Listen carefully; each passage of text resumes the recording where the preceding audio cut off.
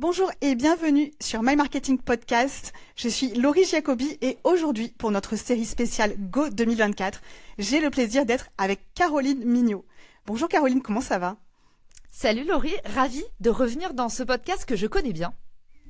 Écoute, moi je suis ravie de t'accueillir Caroline et je te remercie d'avoir accepté notre invitation pour notre série spéciale de fin d'année pour donner les clés sur les dernières tendances en matière de marketing et je dirais même d'entrepreneuriat, disons d'outils qui peuvent servir aux dirigeants et aux entrepreneurs.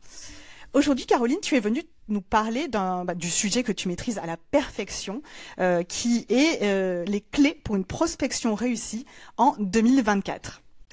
Caroline, je vais donc te poser quelques questions et tu vas pouvoir nous partager tout ce que tu as à nous dire sur la prospection donc en 2023 et tes meilleurs conseils pour 2024. Avec plaisir, je m'y engage. Merci beaucoup. Est-ce que tu es prête? Oui. Si tu devais, toi, résumer l'évolution de la prospection en 3 mots pour 2023, avec tout ce que tu as vu, c'est vrai qu'on te voit beaucoup prendre la parole sur ce sujet, partager des tendances. Je sais que tu avais été notamment à la grande messe HubSpot, il me semble, à Boston, si je me trompe pas. Ouais, tout à fait. Ouais, exactement, il y a quelques temps. Et je sais que tu avais rapporté quelques pépites de là-bas, notamment sur la prospection. Et est-ce qu'il y a des choses qui ressortent de ça que tu voudrais partager sur ce qui a fait les moments forts de 2023 en matière de prospection? Ouais, tout à fait. J'avais fait un épisode complet là-dessus, sur justement les tendances marketing. On avait parlé aussi un peu de prospection. Ça se rejoint, les deux, puisque évidemment, je vais pas te l'apprendre, c'est l'IA qui a complètement renouveler le paradigme sur cette année et qui arrive dans tous les secteurs comme une révolution. La première tendance qui découle de ça va être évidemment le ciblage augmenté et du coup une nouvelle appétence pour l'hyper-personnalisation. On n'avait pas les moyens avant de personnaliser à ce point-là et aujourd'hui on a quand même des moyens de plus en plus énormes, non seulement en termes de traitement de la donnée, donc pouvoir agréger beaucoup plus de données utilisateurs sans avoir besoin des humains, et aussi en termes de vélocité d'adaptation du message, puisque avant quand nous on faisait des listes avec des messages personnalisés, ça prenait un certain temps. Moi j'ai commencé à l'époque, on écrivait toutes les séquences mail à la main. J'ai déjà l'impression que c'était un truc de dinosaure, mais en fait jusqu'à il y a 2 ans il y avait un métier. Il y a pas si longtemps. Bien sûr. Et qu'est-ce qu'on en a bavé d'écrire toutes ces séquences à la main, de se prendre la tête sur les personas, comment adapter le message. En moyenne, une séquence email, il y avait environ entre 5 et 10 messages de prospection, de relance. Et en fait, tous ces messages étaient à chaque fois suradaptés en fonction de telle liste. C'était un enfer, c'était un capharnaüm à gérer pour les marketeurs et les commerciaux. En fait, aujourd'hui, tu as moyen de gérer tout ça à l'échelle. Donc, c'est assez hallucinant. Déjà, il faut le dire, la première chose, première grosse tendance, le ciblage augmenté à grosse échelle qui permet une hyper personnalisation. Et évidemment là-dessus, je dirais que la grosse tendance qui va se déployer de plus en plus et qui est très attendue, c'est les vidéos personnalisées, également les messages vocaux qu'on a vu arriver déjà sur LinkedIn, mais qui pour l'instant n'ont pas vraiment apporté un succès à 100% parce que tu as toujours les fameux ratés sur les vidéos automatisées, tu as toujours les messages vocaux bonjour Sandy. Oui. Tu vois, en fait, on sent que c'est pas un vrai humain. Non, mais parce que j'ai testé plein de trucs, donc je te raconte, il y a des boîtes déjà qui proposent de faire ça, mais aujourd'hui, les résultats sont pas probants. Et on sait que ce qui va arriver, du coup, ça va être effectivement des vidéos personnalisées absolument bluffantes, des traductions dans plusieurs langues à partir de ta vidéo à toi sur une démo pour un client ou autre. Et du coup, forcément, pour LinkedIn, c'est la promesse d'un meilleur taux de réponse, parce que plus tu t'adresses à quelqu'un en lui faisant sentir qu'il est unique, plus par biais de réciprocité, on va te répondre. Également un engagement décuplé parce que on se dit finalement, je trouve ça tellement original son message que j'ai vraiment envie d'engager avec ce contenu, j'ai vraiment envie d'aller voir ce profil. Et puis voilà comment tu fais de l'acquisition en plus d'avoir ton message de prospection qui est ouvert. Hyper intéressant et je te rejoins sur les capacités de ciblage qui sont bluffantes. L'IA, c'est vrai qu'on l'a vu débouler fin d'année dernière, vraiment début d'année 2023 avec un grand bouleversement, pas toujours bien maîtrisé d'ailleurs, parfois, comme tout nouvel outil, il y a besoin d'un temps d'adaptation, il y a besoin de pouvoir l'intégrer dans des process. Nous, dans notre écosystème, c'est vrai qu'on on le voit beaucoup, mais c'est pas encore le cas de toutes les entreprises. Et il y en a beaucoup qui se posent la question aujourd'hui, qui en sont encore au stade de comment l'intégrer. Donc c'est très intéressant de savoir pour elles que tout ce que ça peut leur permettre de faire, parce que c'est aussi la grande question, c'est comment je me sers de cet outil. C'est un peu comme une super baguette magique, tu sais, à l'école des sorciers de Harry Potter, et qu'en fait il faut apprendre à maîtriser les pouvoirs de sa baguette. Et aujourd'hui, on voit qu'il y a plein de possibilités, et les vidéos effectivement, et alors les vocaux, moi j'ai mis un peu plus de réserve. J'ai jamais eu de choses extraordinaires jusqu'à présent, même des vocaux laissés par des humains, mais pour en avoir discuté, c'est vrai que c'est une grosse tendance, et moi je suis convaincue comme toi que ça va encore s'améliorer et que ça va donner des choses très bluffantes. En tout cas, tu vois, pour les podcasters, typiquement, quand tu vas chercher des sponsors et que tu laisses un message vocal en ton nom en disant, bah voilà, j'ai shortlisté ta marque parce que je pense qu'il y a un beau carrefour d'audience avec les auditeurs de Marketing Square Podcast ou le nom de ton podcast et j'aimerais beaucoup qu'on se rencontre. Si tu veux consulter mon press kit, rendez-vous sur le lien que je t'envoie juste après. Enfin, typiquement, ça crée quand même une expérience de vente qui donne envie au moins de te répondre.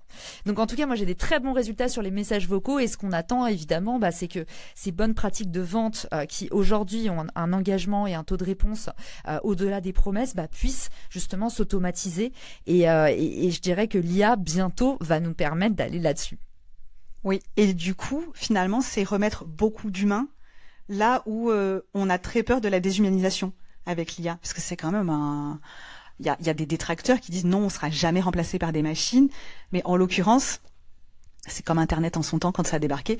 Le but, c'est pas de remplacer par une machine, et c'est juste replacer l'humain à un autre stade, sur une autre fonction, pour mieux maîtriser la machine. Donc l'humain, plus que jamais, au cœur de ces stratégies et de la prospection, en utilisant les outils tout simplement. Il y a plein de théoriciens du marketing, notamment aux US, qui disent dans les années qui vont suivre, l'humanité va devenir un luxe. Parler à un humain sera un nouveau luxe. Finalement, on va avoir des échanges de plus en plus robotisés, optimisés, et on va réduire le taux d'interaction au maximum, ce qui va être aussi une bonne nouvelle, parce que quand on y pense dans notre vie, on fait plein de tâches de machine, on répond souvent la même chose à plusieurs personnes d'affilée dans la journée. Au final, c'est des échanges qui sont pauvres, c'est des liens qui sont faibles, et voilà. Oui, du coup, finalement, on va peut-être moins parler moins souvent entre humains, mais par contre pour des échanges qui vont être plus qualitatifs.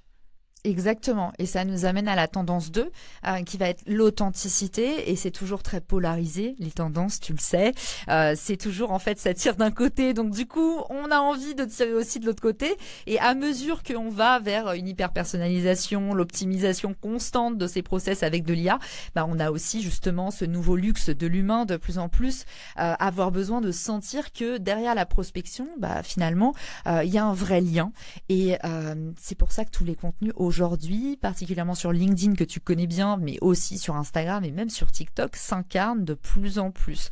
Donc finalement, j'ai tendance à dire dans les conférences que dans les années 90, on achetait le what, on achetait beaucoup les fonctionnalités. Début des années 2000, on a acheté le why. Et puis là, depuis 2020, on achète le who. Qui est derrière cette boîte? On veut savoir ce que les employés ont comme valeur d'entreprise. On veut savoir comment le CEO impulse sa vision et à quel point il est intègre. Et puis, on a même envie de voir si finalement les clients qui achètent cette marque disent du bien de cette marque, comment elle les fait se sentir. Et du coup, on a de plus en plus effectivement soif d'humain et ce besoin aussi d'être rassuré et d'avoir confiance. C'est l'écueil numéro 1 de la prospection, c'est qu'aujourd'hui, il y en a tellement que c'est même plus finalement qu'est-ce qui te différencie de ton voisin, c'est pourquoi est-ce que je te ferai confiance à toi. Et là-dessus, on en parlera pendant l'épisode, justement, rien de tel que les introductions. Pour moi, la prospection chaude, c'est-à-dire aller prospecter quelqu'un qui est déjà, entre guillemets, dans ton réseau étendu, c'est-à-dire le contact de ton cercle 1, pour moi, c'est le nouvel or noir pour avoir des leads qui sont qualifiés et qui convertissent. Parce que la prospection est arrivée à un stade de saturation. On a essoré le marché, hein. On a essoré le marché, ça y est, il y a un plafond de verre, les gens n'en peuvent plus. Et surtout, il y a un mal-être des deux côtés du filet. C'est marrant parce que tu me disais tout à l'heure, en tant qu'hyper empathique, tu me disais ça en off pour commencer le podcast, tu me disais parfois, je me sens mal pour les autres. Et ben moi, je me sens mal parfois pour les commerciaux parce que il y a cet état de fait où en fait les gens sont tellement énervés par la prospection, notamment sur LinkedIn, qui deviennent agressifs. Et à côté de ça, tu as des commerciaux à qui on file des méthodes traditionnelles qui ne fonctionnent plus et qui sont en état de suffocation dans leur poste. Et je pense notamment, tu vois, au call phone.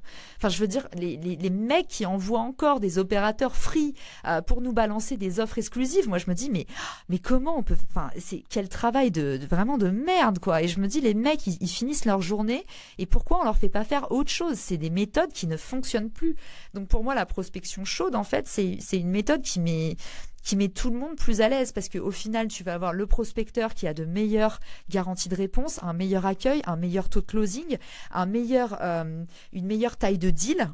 Ça, c'est une stat qui nous vient des US aussi. Les deals qui sont conclus quand il y a eu une introduction ou un referral sont plus intéressants parce que comme il y a plus d'indices de confiance, bah forcément, le closing est plus dispendieux.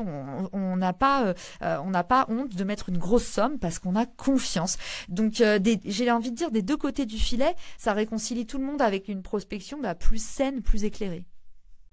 Je trouve que la confiance, c'est vraiment le véhicule, en fait, le levier sur lequel tu vas t'appuyer. Et quand tu recommandes quelqu'un, finalement, tu transmets cette confiance à ton interlocuteur qui, comme tu le disais, va être plus à même de faire un deal plus élevé parce qu'il n'aura pas d'abord le truc de se dire « je vais tester pour voir où je mets les pieds », tu vois. C'est très vrai ce que tu dis. La confiance, ça se transfère et aux États-Unis, ils appellent ça le trust factor. C'est le fait que par capillarité, on appelle aussi ça en biais cognitif l'effet de halo. C'est-à-dire que si quelqu'un voit Laurie avec Caroline, par capillarité, je bénéficie du capital sympathie que toi, tu as construit auprès de cette personne. Et finalement, ça, on revient toujours au même point, c'est que aujourd'hui, on se fonde beaucoup sur l'humain et on va remettre vraiment l'humain au cœur de nos démarches de vente. Donc effectivement il y a des outils, il y a l'IA, c'est hyper intéressant et ça va faire ses preuves. Mais comme tu le dis, il y a aussi l'approche très humaine, sans doute aussi aidée par des outils parce que je sais que toi c'est ton domaine et que tu travailles là-dedans, c'est ton activité. Mais au final ça n'enlève pas cette authenticité et cette confiance qui elle ne pourra jamais être automatisée en fait. Non, effectivement, et qui doit aussi, ça c'est la tendance 3, se nourrir de canaux en canaux. Et aujourd'hui, j'ai envie de dire que les vrais gagnants sont ceux qui font de la prospection non pas pluricanale, comme on disait avant, c'est-à-dire sur plusieurs canaux, mais cross-canal, c'est-à-dire créer différents points de touche avec son prospect. Et tu vois, c'est pour ça qu'aujourd'hui, moi je suis sur tous les réseaux sociaux, donc je suis sur Instagram, je suis sur TikTok, je suis sur YouTube Short. J'ai la conviction que si demain vous voulez rayonner, vous devez être référencé partout. Et votre prospect, il choisit pas entre être sur Instagram et être sur LinkedIn. C'est du bon sens quand on y pense. Donc pourquoi est-ce qu'on écoute des gourous marketing qui nous disent soyez sur un seul canal? Un seul canal à la fois peut-être, mais votre prospect, il est pas sur un seul canal. Tu vois ce que je veux dire? Je suis d'accord et c'est vrai que pour optimiser, il faut faire du cross-canal. Après, c'est vrai que si on n'a pas la possibilité d'être partout, de la bonne façon, on va dire de manière travaillée, mieux vaut commencer quelque part et bien développer sa présence sur un canal et après élargir. Moi, je suis assez partisane d'essayer de faire moins mais mieux.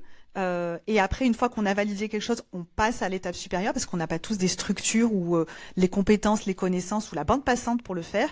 Mais effectivement, on ne peut pas demander à nos prospects d'être qu'à un seul endroit à la fois. Il faut aussi accepter que lui, il va être à peu près partout.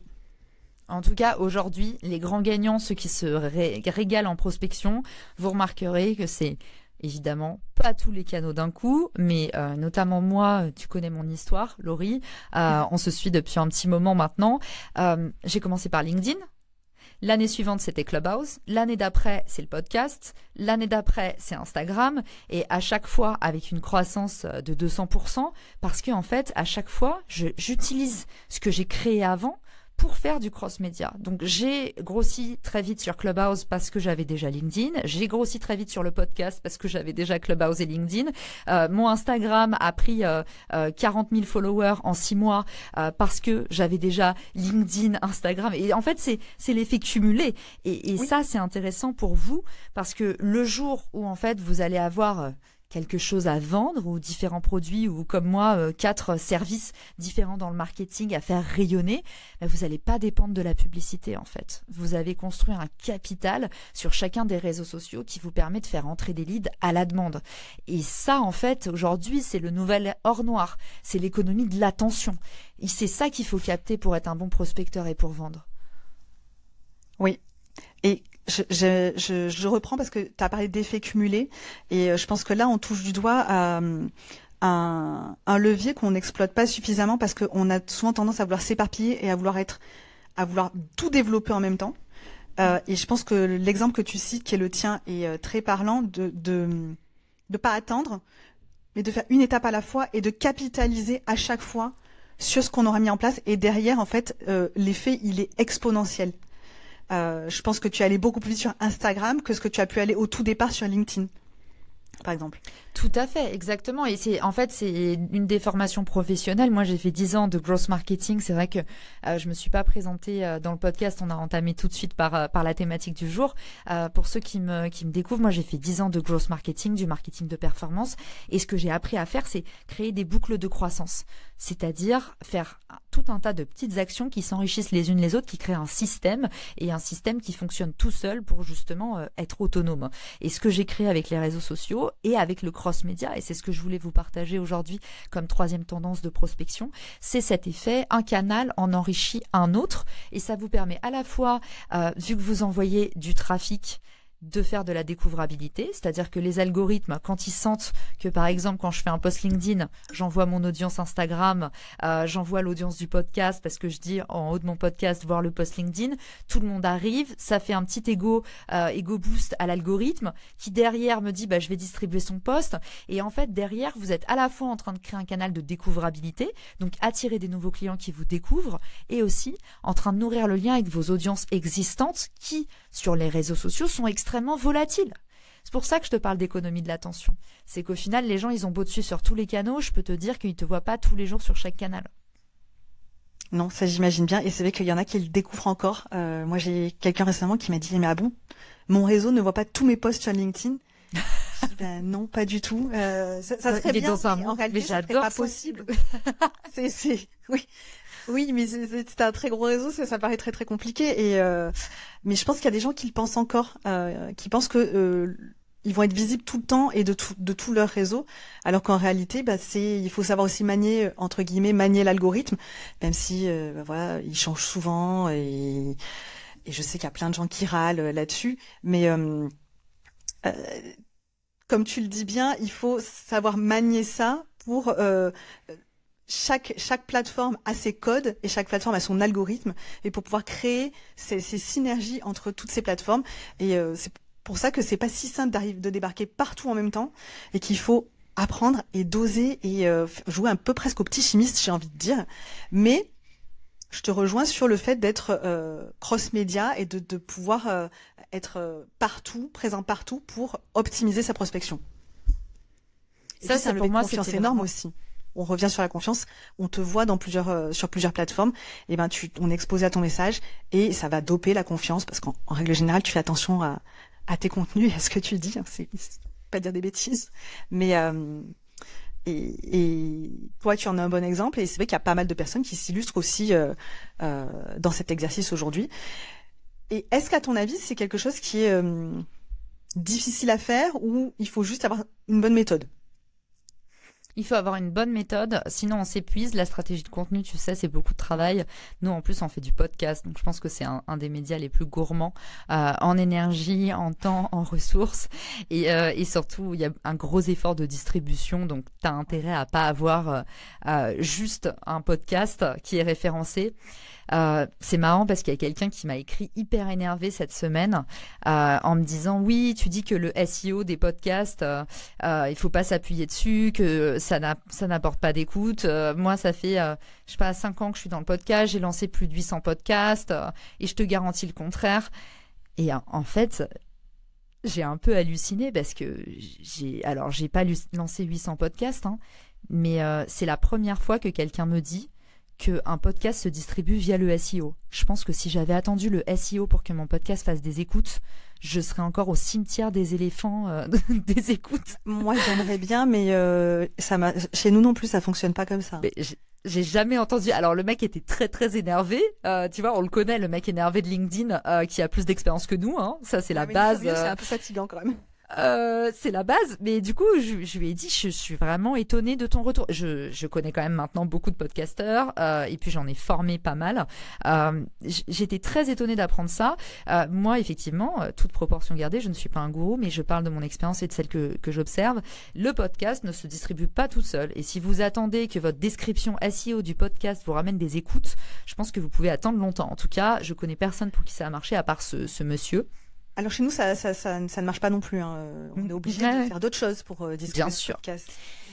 Et le podcast est connu pour être un média justement très capricieux parce que c'est un média qu'il faut mettre sous perfusion d'un gros profil LinkedIn, d'un compte Instagram. Mais voilà, il va pas exister par lui-même. C'est-à-dire que tu appuies sur publier ton podcast et en fait là, c'est pas un travail qui finit, c'est un travail qui commence parce que maintenant, il va falloir le distribuer. Et c'est pareil. Le travail, c'est la distribution d'ailleurs. Exactement, c'est un 80-20 et la distribution c'est 80% du travail pour un podcast et l'algorithme Apple Podcast ne va pas te mettre en avant sauf si tu lui envoies du jus. Donc on est encore dans cette problématique de cross-média où il va falloir que tu connectes d'autres canaux pour aller chercher des écoutes sur ton podcast et après c'est le fameux phénomène de la grosse loupe, c'est justement l'effet cumulé, l'effet boule de neige et c'est pareil sur la vidéo, à partir du moment où tu as une vidéo qui pète ou un truc, en fait on va te mettre de plus en plus en avant et ça marche aussi dans la prospection pour ceux qui disent mais elle nous parle beaucoup de contenu. C'est que aujourd'hui ce qui a fonctionné pour moi en 2023 c'est vraiment la stratégie de contenu. La stratégie de contenu pour incarner ce qu'on fait, pour éduquer sur le problème qu'on traite et pour moi on va de plus en plus vers une approche de la vente qui est justement incarnée, personal brandée. Ok, ben c'est vrai que tu as un bon exemple de ce que tu prêches et finalement la meilleure autorité c'est l'exemplarité comme on dit et ben, tu m'as tendu une bonne perche pour justement pour la suite. Qu'est-ce qui a le mieux fonctionné pour toi en 2023? Tu nous as déjà donné un petit aperçu. Donc aujourd'hui, toi ton 2023, si tu devais le résumer, les 2 leviers ou les 3 leviers qui ont vraiment le plus fonctionné, ce serait quoi? La vidéo. La vidéo verticale en particulier a tellement explosé que j'ai lancé une agence sur le sujet parce que je me suis dit il y a un time to market évident quand j'ai vu en fait que ça me faisait gagner des milliers d'abonnés et que surtout l'empreinte que ça laisse aux gens la vidéo, c'est-à-dire qu'aujourd'hui même sur LinkedIn votre vidéo va faire moins de vues mais c'est toujours le contenu le plus engageant et je vois bien que au bout de 6 mois de test chaque mois, j'ai même envie de dire chaque semaine, mes contenus les plus engageants sont toujours les vidéos. C'est pas les contenus qui font le plus de vues, mais c'est ceux que les gens vont retenir. Et aujourd'hui, c'est hyper déstabilisant pour l'avoir fait 1 ou 2 fois. J'ai trouvé ça hyper déstabilisant de voir que ça faisait beaucoup moins de vues, mais par contre beaucoup plus d'engagement. Et il faut se détacher. Et l'effet traîne est hallucinant. Et il faut vraiment se détacher de cette métrique que sont les vues quand on fait de la vidéo. Quand on poste de la vidéo en contenu. Et encore, moi, j'ai une toute petite expérience. Je pense que toi, et ça, justement, ça t'a pas déstabilisé au début ou c'était quelque chose que tu attendais? Au début, mes vues ont pas hyper bien marché, ont pas hyper performé, mais moi, j'étais accompagnée par Clément SSB, qui lui m'a dit, écoute, t'as du potentiel en vidéo, laisse-moi t'accompagner. Et en fait, à partir de là, je me suis sentie prise en charge, donc j'ai pas été déstabilisée. Et puis surtout, mon histoire, moi, avec les réseaux sociaux, c'est que tout ce que tu fais ne fonctionne pas avant que ça fonctionne. Donc, en fait, si t'es à l'aise avec ça, en fait, c'est une règle de base. Il y a personne qui connaît un succès fulgurant sur les réseaux sociaux. Genre, c'est que, là, tous ceux que vous voyez qui sont visibles, c'est ceux qui bossent ça depuis 3 ans. C'est tout. Il n'y a pas de, alors le reste, peut-être que ça fait des posts un peu putaclic pour vendre des formations, mais la réalité, c'est qu'il y a personne qui arrive du jour au lendemain à faire des bons contenus. C'est que des travailleurs de longue haleine. Tu vas recevoir dans pas longtemps Laurine Bemer. C'est pareil, c'est une nana, ça fait un moment qu'elle trime, qu'elle essaye des choses, qu'elle est dans la posture d'humilité de ok, genre en fait c'est pas parfait mais j'y vais, j'appuie sur le bouton, je me force, j'apprends, je comprends, j'écoute ce que disent les autres. Et c'est que ce travail-là laborieux qui va payer. Et d'ailleurs, c'est un petit peu la même histoire avec la prospection finalement. Oui, et je pense que merci de le souligner, merci pour ce rappel, c'est que avant que ça marche, ben, ça marche pas, et que parfois on va se prendre un bide et voire plusieurs hein, d'ailleurs. Et puis c'est pas si grave parce que il y a un moment donné où si on tire les leçons les enseignements de nos échecs, c'est comme dans tout, c'est comme dans le business, ça va fonctionner. Donc merci pour ce rappel parce que c'est vrai que certains ont tendance à vite se décourager en disant mais c'est trop long et ça ne marchera pas et je vais faire un bid, alors qu'en réalité finalement c'est pas si grave et que pour avoir le succès faut d'abord connaître ce flop justement. Exactement, et au cas où, pour rassurer ceux qui nous écoutent, sachez que les performances du coup vidéo, c'est pas les mêmes métriques que les performances de vue sur un post normal. Donc en fait, souvent on mélange les torchons et les serviettes et du coup on se dit ah j'ai pas fait beaucoup de vues sur ma vidéo, et en fait déjà là on peut arrêter un des mythes principaux sur LinkedIn, qui est que les vues vidéo sont les mêmes vues que les vues d'un post. En fait, à partir du moment où tu sais ça, tu peux déjà dormir sur tes deux oreilles, puisque une vue sur un post normal, c'est quelques millisecondes. C'est l'affichage d'au moins 50% du post dans ton feed. Oui. La vue sur une vidéo, par contre, c'est minimum 3 secondes. Donc en fait, tu vois, c'est pas calculé pareil. Donc déjà, on est en train de comparer des choses qui sont pas du tout la même métrique en termes de temps et de qualité d'attention. Donc finalement, on a tout à miser sur la vidéo, à tester en tout cas. On a tout à miser sur la vidéo, et surtout, il faut arrêter d'avoir honte en disant « Ah, cette vidéo fait moins de vues que cette image que j'ai postée ». C'est pas calculé pareil. Et c'est aussi pour ça que quand on dit la vidéo, c'est un format plus mémorable, c'est qu'en fait, les vues sont vraiment décomptées. C'est des vraies vues. Mais voilà, sachez-le déjà, souvent on mélange les torchons et les serviettes, et ça, on ne le dit pas assez. Je continue parce que 2023, c'est bon, on l'a vu ce qui avait bien marché pour toi aussi. Je sais pas si tu veux rajouter quelque chose. Tu nous as parlé de la vidéo. Est-ce qu'il y a un autre fait notable que tu voudrais nous partager avant qu'on passe sur 2024? Si on est sur l'actionnable et qu'on continue à parler de personal branding, d'employee advocacy, d'incarner la vente, pour moi, le format publicitaire LinkedIn qui peut intéresser tes audiences, parce que je sais qu'en général, tu es écouté aussi par des LinkedIn addicts, mais c'est normal, c'est parce qu'on attire ce qu'on est. Donc, au cas où, une petite golden nugget, c'est évidemment le nouveau format publicitaire de LinkedIn, Thought Leadership Ads, qui vient de débarquer. Et du coup, la promesse de ce format, c'est pouvoir justement mettre en avant les dirigeants, les employés, et en fait, pour la première fois, pouvoir pousser un petit peu la portée des profils personnels avec une enveloppe du budget publicitaire de votre page entreprise.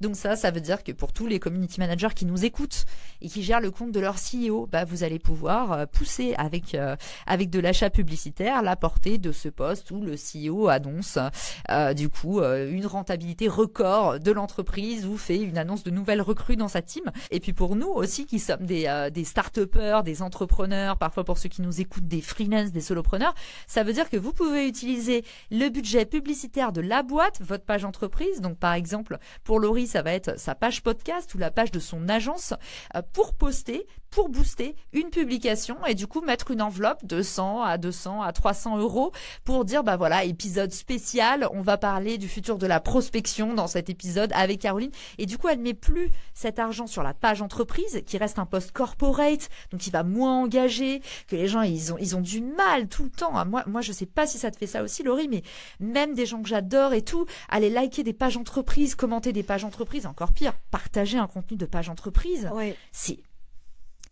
C'est engageant, personne n'a envie de le faire. Tu le lis, mais tu t'engages beaucoup moins. Encore, exactement. Tu le lis quand tu le vois. Hein. Mais et ce qui fonctionne le mieux sur les pages entreprises, en tout cas la nôtre, et celle qu'on peut voir chez nos clients, c'est quand elles mettent en scène le dirigeant ou les équipes. Exactement. Quand il y a de l'humain dessus. Exactement. Et du coup, le format Thought Leadership Ads va permettre aussi un gagnant-gagnant qui est que, tu vois, je fais beaucoup de formations sur l'employee advocacy en entreprise et le frein numéro 1, c'est donc l'employee advocacy, pour ceux qui nous écoutent, c'est transformer tes employés en ambassadeurs de marque, donc notamment sur LinkedIn. Le frein numéro 1, c'est toujours quel intérêt j'aurais à faire ça? C'est-à-dire, je fais rayonner mon entreprise sur LinkedIn, mais qu'est-ce que mon entreprise fait pour moi? Et je pense que un nouvel incentive pour les entreprises, outre tout ce qui peut être mis en place pour motiver ses employés, ça va être finalement, tu sais quoi, toi, tu nous procures des vues en organique, Donc, tu nous permets d'avoir une meilleure portée en parlant de l'entreprise. Nous, on va aussi investir sur toi et on va te permettre d'avoir de nouveaux abonnés sur ta page, de capter une nouvelle audience. Et du coup, on va investir un budget publicitaire pour amplifier ton post. Et je trouve que c'est un super win-win pour les petites structures comme pour les grands groupes. C'est vrai que c'était quelque chose qu'on attendait, ce format, parce qu'il y avait quelque chose de frustrant à pas pouvoir pousser plus la voix en fait des dirigeants. Et ce format qui est arrivé il y a pas très longtemps d'ailleurs. Moi, ça fait pas très longtemps que je le vois. Septembre. Il est arrivé en septembre avec l'équipe LinkedIn. C'était quelque chose, je me souviens, où on se disait quand est-ce que ça arrive, est-ce qu'ils vont pouvoir le faire? Et ça répond à un vrai besoin aujourd'hui d'humaniser l'image des entreprises et qui est pas uniquement ce côté corporate, cette façade, comme un peu une devanture de magasin, mais qu'on puisse un peu plus voir et pousser, montrer qui y a à l'intérieur, quelle est la vision, et puis partager aussi, comme tu disais, des chiffres de l'entreprise et tout ce qui peut intéresser. Et on en revient toujours à la même chose, ça va augmenter le facteur confiance. Exactement, et j'avais pas prévu de te le donner dans cet épisode, Laurie, mais en fait, on arrive sur le sujet de l'influence, donc une petite nugget en plus pour tes auditeurs. Mais vas-y, je t'en prie. J'ai fait des tests sur le nouveau format, justement, j'y pensais parce que tu parlais de septembre, sur le nouveau format qui est sorti sur le brand content sur LinkedIn. Maintenant, si vous allez dans les paramètres de votre post, depuis la fenêtre où vous postez, vous avez la possibilité d'indiquer que c'est un partenariat avec une marque. Et ces posts-là, qui sont affichés du coup brand partnership, tu vois, si tu tapes Caroline Mignot HubSpot par exemple dans LinkedIn, tu vas tomber sur mes formats brandés par exemple. J'ai fait des trucs avec Logitech, avec Adobe. Du coup là, tu tombes sur mes contenus brandés et tu verras qu'en haut il y a marqué brand partnership. Et tous ces posts sont en ce moment absolument favorisé par l'algorithme. Donc, j'ai fait en moyenne 50 000 vues sur mes derniers posts sponsorisés. Le dernier en date, c'était avec TikTok. Et pareil, si tu regardes du coup mon post, pareil pour ceux qui écoutent le podcast et qui veulent voir l'illustration, vous pouvez taper Caroline Mignot TikTok et du coup, vous allez voir en haut, il y a marqué du coup Brand Partnership et cette fonctionnalité est poussée en ce moment parce que comme toujours, quand LinkedIn sort une nouvelle fonctionnalité, sauf les leadership ads, parce que c'est de la publicité donc c'est payant, mais en tout cas, ils forcent l'usage et du coup, il y a un petit bonus. Donc, je sais pas combien de temps ça durera, mais j'ai des résultats extraordinaires en termes de reach sur ces posts qui sont auto-déclarés comme étant des publicités. C'est important aussi pour les audiences. Et comme on est en train de parler des tendances de prospection, finalement, je pense que l'influence marketing, Laurie, c'est une très bonne façon justement d'aller rencontrer des nouveaux publics et de faire valoir aussi la recommandation. Merci déjà pour ce partage. J'avais vu passer le nouveau format. Par contre, je savais pas du tout ce que ça pouvait donner en termes de retour, en termes de reach et en termes de vues. C'est super intéressant. Ça donne envie de tester. Avec, en fait, moi, si j'avais pas eu une campagne juste après, j'aurais fait les tests. En fait, ça coûte rien de déclarer un partenariat avec ta propre marque. Franchement, pour ceux qui nous écoutent, la meilleure technique pour progresser en marketing, c'est appuyer sur les boutons et faites vos propres tests. On s'en fiche, vous n'avez rien à perdre. Oui. Franchement, ça me donne très envie de tester. Donc, c'est pas grave, je vais boire un coup et ça va aller. Heureusement qu'il y a du montage. Ok. Écoute, merci Caroline pour cette jolie perche. Toi qui justement est vraiment pour la recommandation, est-ce que tu peux nous en parler pour tout ce qui est prospection chaude? Parce que je sais qu'aujourd'hui, c'est quelque chose déjà que tu as abordé un petit peu plus tôt dans cet épisode. Est-ce que tu peux nous en dire un petit peu plus? Est-ce que tu penses que ça fait vraiment partie des tendances pour 2024? Bon, je spoil un peu parce que tu nous as spoilé un petit peu parce que tu en as parlé. Mais est-ce que tu peux nous en dire un petit peu plus sur justement déjà ce que c'est clairement la prospection chaude et quels aspects ça peut revêtir et comment on peut le mettre en place? Ça fait 3 questions. Alors, la prospection, ouais, mais elles sont excellentes. Donc, je les prendrai une par une. La prospection chaude, c'est utiliser son réseau pour prospecter. Toi qui connais bien la plateforme LinkedIn, LinkedIn, par exemple, en termes les chiffres qu'on a en termes d'embauche, c'est 80% des embauches sur LinkedIn sont faites via le réseau. Donc déjà, les chiffres qu'on a dans les RH, et je sais qu'il y en a certains qui écoutent ton podcast, qui sont dans les RH, les chiffres qu'on a sur les RH, sur le pouvoir de la recommandation, sont absolument ahurissants. Aujourd'hui, dans la vente, il y a le même phénomène. Quand on utilise son réseau pour vendre, quand on appuie finalement sur le pouvoir de recommandation, on a des résultats extraordinaires. Sauf que pour l'instant, personne n'a vraiment craqué la bonne façon d'automatiser ce truc-là. Et c'est pour ça que depuis 2 ans, on travaille d'arrache-pied avec Arnaud sur Refer, ce logiciel que tu connais qui permet d'utiliser son réseau pour comprendre sur LinkedIn qui connaît vraiment qui et qui peut te présenter qui. Parce que quand j'ai envie de rencontrer quelqu'un et que je vois 800 contacts en commun, j'ai pas 2000 ans pour aller faire ma prospection et comprendre comment est-ce que je peux réussir à décrocher un meeting avec Mathieu Stéphanie ou Guillaume Moubèche ou que sais-je. Donc la prospection chaude, en fait, c'est comment convertir 2 fois plus de leads, 2 fois plus facilement en passant par la bonne personne de ton réseau. Et c'est là où, comme dans la prospection, le nerf de la guerre, c'est toujours le ciblage. Et maintenant, on a un outil pour nous y aider, c'est Refer. Nous, on va faire en sorte de te présenter la bonne personne pour te faire la passe décisive pour aller décrocher un meeting avec ce prospect ou cette personne que tu rêves d'interviewer pour ton podcast. Ça marche pour tout. Les résultats, c'est un taux d'ouverture de plus de 70%, un taux de réponse de plus de 50%, et en plus, ça réduit ton coût d'acquisition client, c'est-à-dire combien te coûte un client à acquérir. On parlait de pub. Je t'ai dit c'est formidable les thought leadership ads. On va pas se mentir, la publicité ça a un coût. Le pouvoir de la recommandation, c'est en fait faire transiter la valeur d'humain à humain au lieu de rentrer dans un système d'économie publicitaire qui en fait nous pulvérise. C'est le système des enchères. Les grosses régies, c'est un peu comme sur eBay. C'est en fait t'es prêt à payer combien, et au final la seule personne qui se régale, c'est pas celui qui a gagné l'enchère qui a payé trop cher son lead, c'est pas celui qui a perdu, qui n'a eu aucun résultat malgré avoir investi du temps, c'est en fait la tierce personne qui du coup gagne sa vie sur la compétition. Donc la prospection chaude, c'est un modèle qui te permet de te libérer de la publicité et d'aller chercher un coût d'acquisition qui est plus intéressant, plus de chances qu'on te réponde, plus de chances également d'avoir, comme je l'ai dit tout à l'heure, un deal d'une plus grosse taille. Et puis même Salesforce, je te mettrai toutes les petites stats sourcées pour la description de ton épisode, mais du coup même Salesforce déclare que ça va réduire de 14% en moyenne le cycle de vente, c'est-à-dire qu'en fait la conversion se fait aussi plus rapidement. Parce que, comme tu l'as justement rappelé tout à l'heure, il y a ce trust factor, cet indice de confiance qui est plus élevé quand on a une transaction qui est d'humain à humain. Si demain, tu as envie de rencontrer Mathieu Stéphanie, Mathieu, c'est un de mes investisseurs sur Refer, tu vas me dire, Caro, est-ce que tu peux me présenter Mathieu? Je vais dire, bien sûr. Et là, je peux te dire que c'est un peu le tapis rouge, alors que si tu arrives avec une demande non qualifiée comme ça parmi un tas d'autres messages, c'est beaucoup plus difficile de faire la différence. C'est vrai que c'est des choses qu'on a déjà observées dans la vie réelle ou sans automatisation. Moi, je sais que j'ai fait partie d'un BNI. Mais le fait de recommander quelqu'un ou de dire qui connaît, j'aimerais être mis en relation, je me souviens, j'aimerais être mis en relation avec le directeur de telle banque, qui le connaît. Et bien, il y avait 3 personnes qui levaient la main dans le groupe en disant, moi, je te mets en relation.